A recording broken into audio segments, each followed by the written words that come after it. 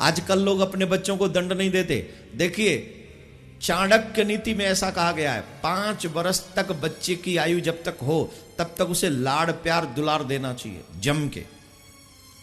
5 वर्ष के बाद 10 साल जो अगली हैं, 5 से 10 मतलब 15 साल तक गलती करने पर उसे दंड भी देना चाहिए।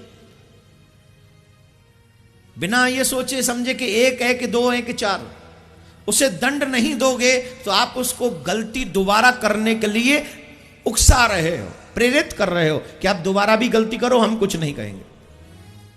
15 साल तक की उम्र तक बच्चे को बार बार दंड दो जब जब वो गलती करे, और 15 साल के बाद फिर उससे मित्रवत व्यवहार करना चाहिए, फिर उसे कभी दंडित नहीं करना चाहिए, फिर उसे समझाना चाहिए। अब बोले महाराज इतना क्यों डांटे क्यों? बोले सुनिए, फूलों को जब भगवान के गले में पहुंचना होता है ना माला बन के, तो सुई उनके भीतर से होके गुजरती है, तब वो माला बनते हैं। सोने को बजा लो, बहुत कम बजाते हैं यहाँ के लोग, वो बड़े कंजूस है ना,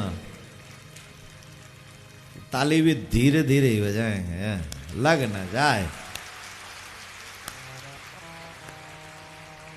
फूल को अगर माला बनना हो भगवान के गले के लिए तो सुई उसके भीतर से गुजरती है। सोने को अगर गहना बनना हो तो आग में तपना पड़ता है, और डंडे की वो जो होता है ना पीटने वाला, उसकी चोट सहनी पड़ती है, तब जाके माता बहनों के कान नाक और गले तक पहुंचता है।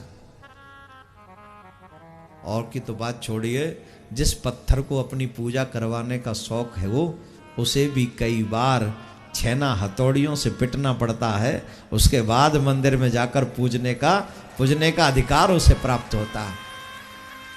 हमारे और आपके बच्चे क्यों बिगड़ रहे हैं? क्योंकि हम अपने बच्चों को दंड नहीं देते।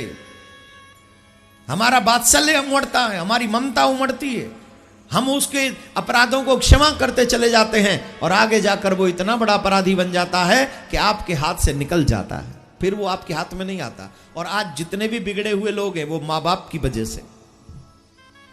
चाणक्य नीति को अपनाइए। मैं दंड देने के लिए नहीं कह रहा कि उसको बहुत जोर से पीटो, नहीं, लेकिन दंड दो, उसे समझा दो कि आप गलत काम कर रहे हो, गलत आपको नहीं करने देना।